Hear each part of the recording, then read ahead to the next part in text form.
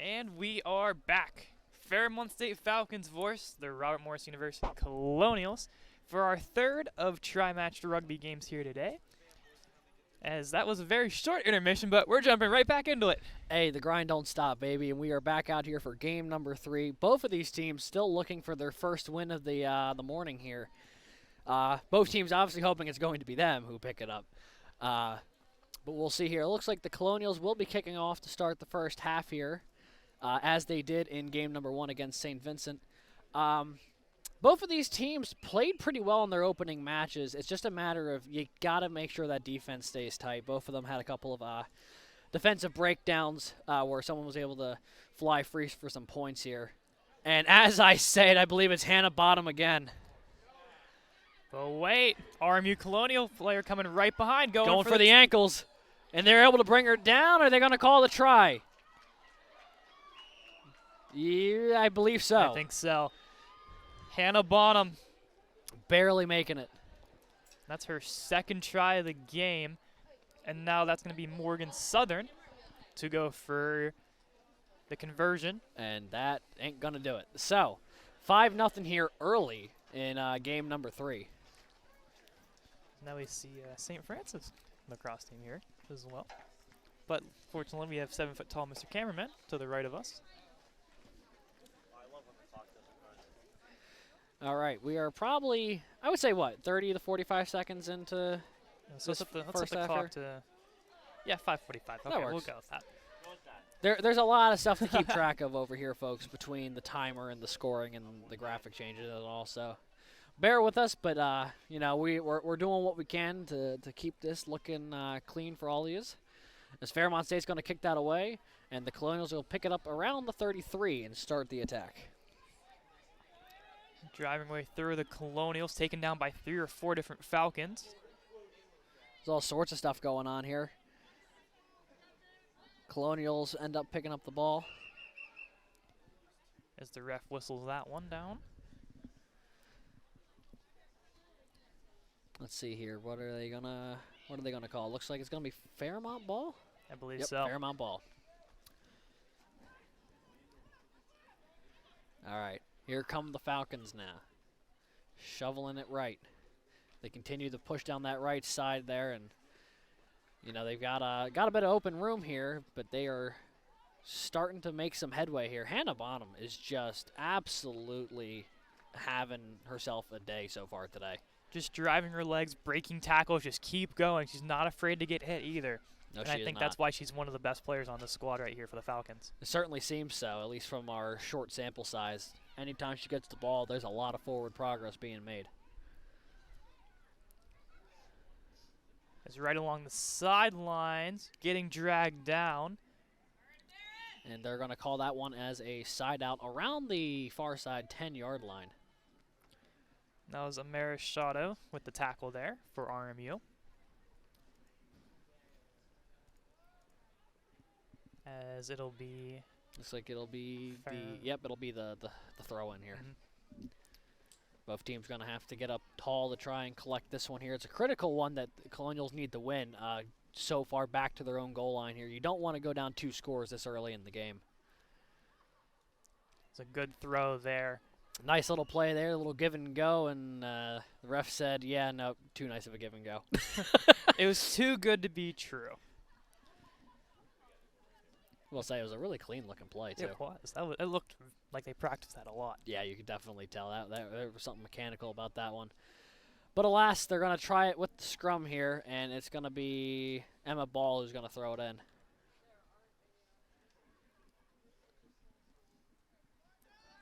The referee gives the go here. Ball gets put in, kicked around, and Fairmont's going to come out with this one. That was a good win in the scrum there from Fairmont State. This Fairmont State just continues to just drive through tackles. Absolutely. It's they're in for the try there. That's Emma Ball, number 8 for Fairmont State. And just like that, it is now, it's 10-0. 10-0, yeah. Emma Ball just driving her way through. Good passing from the Falcons, just back and forth. And keep going, keep grinding those legs. and eventually you get points on the scoreboard as they did that right there. one is under the crossbar, so it will not count for the conversion kick here. So, you know, the one criticism you could, I guess, have in Fairmont State's game at the moment would be, you know, they've left 4 points on the board with those conversion kicks, especially because both of those were pretty square with the uprights. They weren't like impossible kicks to make in, but you know, you can't be complaining too much if you're them when you're leading 10-0 here in the first half. No, 2 quick scores, and there's only been 5 minutes that came off the clock remotely. So just get 2 scores like that. It would have been nice to have the extra 4 points, but right now they're sitting pretty with 10 points. You betcha. The Colonials, need to tighten up their defense a little bit here to get back into this game, but they also got to find some forward momentum. They really have not been able to get the ball forward here. And as I'm saying that, here comes Claire Bawek. A lot of open room to rumble. Someone coming up behind, though. That is Morgan Southern. Is she going to get there? Yes, right around the 20. Pitches it back to Huckenstein, who breaks the tackle. Still going. Southern again with the tackle. She is a one-man defensive show over there for the Falcons. Colonials so close now. Tried putting it in. Wasn't able to hold on to the ball, though, so I don't think it's going to count as a try. No, I don't believe so. Fairmont State just trying to punt it out of their own zone. Here goes Bonham trying to get something there. Picks up the ball on the run. A nice play there, kicking it up to herself. One person to beat, not able to make the stop, and she's going to have to make the long jaunt down to the other side here, but is able to do so because there is not another human being in her zip code. She's just walking now at this point. There is no one within 50 yards. Yeah, I don't blame her either. As now she makes her way in, and another score here for Fairmont State. And that, I believe that is her 3rd of the day, 2nd of this game. I believe you're right, and I also believe we're basically at the halftime mark here with this conversion kick. They've come out with the water bottles for those back at midfield. Not a great first half if you've been the Colonials here. They had a really good opportunity there just a moment ago, but they weren't able to hold on to the ball for the try attempt. Fairmont able to clear it out, and then Bonham just able to kick it up to herself on the run. And then I think it might have been Huckenstein miss. And that one is good. First conversion kick of the game there for the Falcons. So 17-0 at the end of the first half, I would believe. Yeah, and I think maybe a little bit of time, as it seems like RMU's trying to set up here. But on that play, it had to have been, 70, 75 yards that she ran? Well, she started that run from back at like the 5 or 10. She picked up the ball around the 25. So she was straight forward for the whole length of the field pretty much, with one person in remote range, and she just put a whoop on her and then gone. Yeah, and it's a great play there. Maybe a bit preemptive, but probably one of my, if not my, tri-match MVP candidates there, Hannah Bonham for Fairmont State. Definitely agree with you on that one. Meanwhile, the Colonials here trying to make something happen. Shrugging off a couple of people there. I can't really see the number from this distance, but a nice play there from RMU to get some forward momentum here. Still trucking along the side. That's Grace Genaway. She is free and away, and the Colonials are going to get on the board here unless Hannah Southern. No. What is it? Morgan Southern. Jeez. Morgan Southern. I am so tired. It's okay. Southern had an opportunity, wasn't able to get there. The Colonials on the board for the first time in game number 3 here. Yeah, Grace Genaway with open room. But Morgan Southern, right, there she was again, right on the back. But now here comes the try. And that is just under the crossbar. It's going to be no good. 17-5, though, now the score. And now we're at the half. Yes, okay. So we jumped the gun a little bit there, but hey, that worked in the RMU Colonials' favor. If you are a RMU fan, as RMU is going to get one back on the board here, get that deficit a little closer here before the second half. 17-5 is currently the score here. So, yeah. So this is we are on the concourse here, and there's quite a bit of traffic between rugby now and lacrosse later. A lot of excitement happening around the Moon Township area this morning here, Cadeyn. Yeah, a lot. And then we work our way down to the island after this for another really big game with Rutgers University for hockey. So a lot happening between the 3-mile radius between here and the island. Yeah, man. It's a fun time to be a part of club sports here at RMU, to be entirely honest with you. I mean, we're streaming a lot of these games now. They're starting to get a lot more traction on campus. I mean, we have a really nice turnout here today for this women's rugby tournament. Despite the weather, too. Despite the weather. Yeah, they came out here in full droves. Maybe that's something just with the rugby community. The players will play through anything, and the fans will watch it through anything. Exactly. But yeah, I can tell it definitely is raining. I'm seeing it come down across the side. I didn't even notice it until I was trying to look at the Colonials huddle there, and you could see it kind of through like off the white jerseys. Yeah, I didn't really actually see that until I looked at the bench in front of us. I saw a little bit of raindrops on that, but yeah, it's certainly it's the rain yeah, is starting I can see it to now. pick up a little bit here. It's probably the heaviest it's been raining all morning, to be entirely honest with you. So not ideal conditions here for a Colonials potential comeback bid in the second half, but they're going to have 7 minutes and change or so to try and make that much happen. The good thing is it held off for almost all of the matches. Absolutely, absolutely. And, after this, if you're you're out there in the rain, it's over. You can go back, dry off, get ready for the rest of the day here. Exactly. But at least for us, we're under a little overhang and all the equipment's safe, and that's the most important part. You betcha. However, I do want to say for this second half, one of the keys for the Colonials, I think, is just going to be finding a way. You got to limit the one-on-one opportunities. You got to try and way to contain Fairmont State, especially someone like Hannah Bonham who just keeps finding a way to break free. She doesn't. Anytime she has the ball, at that point, I think you need 3, 4 different Colonials to be like, no, you're not going anywhere. You got to box, like what Fairmont does to RMU. Mm-hmm. It's that kind of like that box method. You kind of surround, and then you attack. Yeah. And if somehow she gets through that, yeah, then good luck. She's getting through you, and you're not stopping her. Yeah, but at least you give yourself a better fighting chance that way. Keeping everything kind of contained is going to be the key here, at least defensively for RMU, because they're really struggling on keeping everything kind of in front of them. They did a pretty good job of that in the St. Vincent game, but not as much so in this Fairmont game here. And then offensively, you just got to do what you did right there at the end, which is you got to find open space. Exactly. And the moment they found open space, they've technically, if they were able to hold on to that try attempt down in the near side corner earlier there, Cadeyn, instead of this game being 17-5, it could be either 10-10 or 12-10 RMU, and that one swing currently is the difference. All it takes is one. Well, in this case, it'll take 2. Well, yeah. But you need 1 to get 2. That is true. All it I takes won't is 1 to disagree get with 2. you there. Just like with Rutgers last night. They were down 4, but all it takes is 1. Then you get back on the board, and then it's 3. So the rain has picked up here. The teams have retaken the field for the final half of today's tri-match. Fairmont to kick it away to the Colonials. We saw the Colonials score basically off a kickoff as their lone points against St. Vincent. We'll see if they can do it again here against the Fairmont State Falcons. They're also going to be fighting a very slippery ball condition here, which I do not envy them for. Yeah, that's going to be really tough. I think they said forward pass. Yeah, I believe so. In the case of, when the rain picks up, it's going to be much more of a ground and pound sort of thing, which will always favor the team that's currently in the lead if you can keep making your tackles. So, I'm sure Fairmont State probably not thrilled with the rain, but RMU even less so because it's a lot harder to make those long stretch passes when the ball's soaked like that. Exactly. It's harder to hold on to the ball as well. So when you do try to do that ground and pound game, that ball can come out at any time. Absolutely. We'll see what happens here. As Fairmont State trying to make a little bit of forward headway here as they're trying to drive the near side, and then gets absolutely popped by Claire Bowick, and that ball popped free for a moment, but Fairmont retains possession. As a Fairmont player is down, like we said, she got absolutely rocked.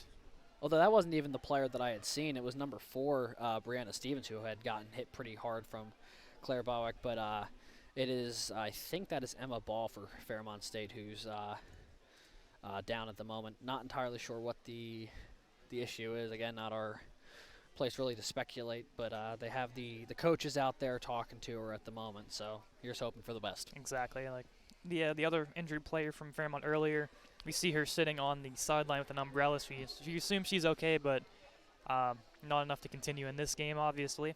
Probably for the best, especially with the slippery conditions and everything now on the field.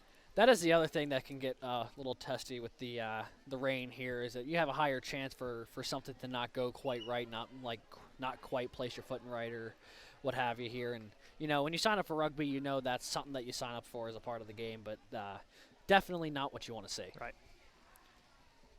But she has made her way off the field with the help of the coaching staff there for Fairmont State. Wishing Emma Ball the best there, as she is now being looked at there on the bench. And they will be resuming play here momentarily. Both teams back onto the field around the near side 40-yard line. that rain has really picked up. Yeah, Gabe. it's been a lot here. It's just been 2 minutes, and it's been went from a light pour now to almost like a heavy pour almost. Yeah, I'm about to say it's. I wouldn't say torrential yet, but I Yeah. would definitely say thick. A Very. lot of rain at the moment. That one trying to win the scrum. Colonials will win it back. Huckenstein dishes it over to her teammate. That's Genaway. Looking for someone there. That may have been Strasbourg. As here goes Huckenstein with a bit of open room. Tries to get around the corner and does so. Only one to beat. Gets by her. Here comes Morgan Southern again on defense. Boy, she has the ability to backtrack like no one else we've seen out here so far, Caden. She had to have played track, right? Maybe. She's so fast. Meanwhile, the Colonials still pushing hard for that that second try of the game here, and there is a scramble for it at the far side 20-yard line looking to make something happen. The referee finally blew that one dead. But what a scrum that was. But then the run there from Hockenstein. What a play it was from RMU and a great chance. But Morgan Southern, yet again. She scored once in the first game versus St. Vincent. And now her defensive work today has been keeping that score one game. Or 2 scores, my mistake. Absolutely. And I tell you what, that is my other question mark as far as potential MVP of the tri-match here would be her abilities on defense. Yeah. Big hit there from the Colonials, but not able to win possession as someone is broken 3. Who is it? Trying to see the number. It's Morgan Southern. Huckenstein couldn't get back in time, and Morgan Southern's going to take that one to the house. Another long try there for Fairmont State. And with not a ton of time left in this one, 3-try gap could be a bit too much here for the Colonials. That's Morgan Southern's second try of the back-to-back games. Yes, touchdown. It is kind of like a touchdown. I called it score at first, but same thing, right? Yeah. Touchdown. The official home run. terminology you're looking for there is try there, Caden. Try, touchdown, score, home run, all the same. I don't even think they're attempting the No, they didn't attempt the it. conversion kick there. I honestly don't blame them. In this weather, I just don't even think there'd be a fighting chance because the rain is also coming toward the direction they would have been kicking. Mm-hmm. You have that and then also the chance that you slip as well. I don't think at that point, especially with a 17-point lead, Yeah. it's not really worth the effort there, especially with not a ton of time. We'll see what happens here. Colonials trying to look probably for a little bit of forward momentum going into their next set of matches here at this point, just trying to find a bit of offensive rhythm because they really haven't had much of it today. Because even if that swing back in the first half didn't happen, they would still be trailing by 5 here as Claire Bauer picks up that ball and throws that one back to her teammates as they try to make something happen here. I think that is 17. No, 18, maybe Paige Jubeck. hard to see the numbers from up here. It's especially on that far side Right. there. It's you're trying to look probably 100 yards at least. Looks like it's going to be the Colonials' possession here around the 40-some yard line. And they're looking to make something happen. Colonials cycling toward the near side. Met by a host of Fairmont State players, but some open room to rumble here for the Colonials. That is number 22, Katie Davis. Makes another one miss. She's going to take that one all the way. That's some points for the Colonials. Katie Davis, the sophomore, takes it to the house, got to the outside, pushed her way towards the middle, and gets the try here for the Colonials. Much needed points right there. Much needed points indeed, and we'll see if she can add on another 2 with the conversion kick here. That would cut it to a 10-point deficit. Still quite a hill to climb here in a game of 7s, but gets it closer. But that one not going to go with the slippery surfaces. So 22-10 now the score. So we approach about under the 2-minute mark, so definitely time that they can get another try and then just keep adding on the points. But for Fairmont State, I think at this point you just need to play the lockdown defense. Yeah, 22 is plenty enough points in a game of 7s to hold on to a victory if you're able to make your tackles. One thing that I don't know if we mentioned, though, with the rain, everyone gets slippery. It's sometimes hard to wrap people up and make those stops just because, you're just going to get a handful of water. Exactly. So it makes everything a bit more difficult, that's for sure. Is that one going to trickle around to the middle, and the Colonials are going to be able to get onto that one. Fairmont State wasn't able to collect that kickoff. And That's a huge hit right there. yeah, that didn't look good. She is back up, though, fortunately, but you could definitely tell that was not a great landing. The Colonials with a ton of room on that right side trying to make something happen. And that's going to be a forward pass. Yeah. That was a good break there for the Colonials, but just a little tiny bit forward there, and they're going to call that. All right. RMU with the ball here. Trying to hold on to it. Definitely a slippery one at this point. Yeah, that ball's pretty much a bar of soap at this point. Yeah.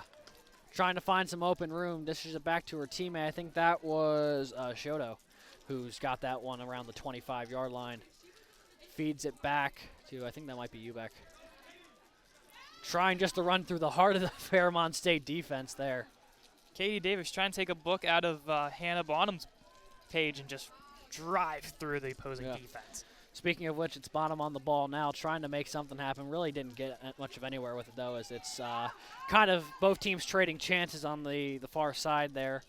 Our timers hit 0. I imagine the referees has got to be getting pretty close to it as well. Yep, that's going to do it right there. And that is the game. Fairmont State will pick up the win in the final game of today's tri-match, 22-10. There was a lot of opportunities for both sides there, and if we think about it, if the Colonials could convert on that try in the first half in the near side corner and didn't have that one go back the other way on them, that was the only one where Fairmont State also had the conversion kick attached to it. All of a sudden, it's a 15-15 game. That's a lot closer, and that's a draw right there. And that's Fairmont State. I mean, 2 draws it's good. Yep.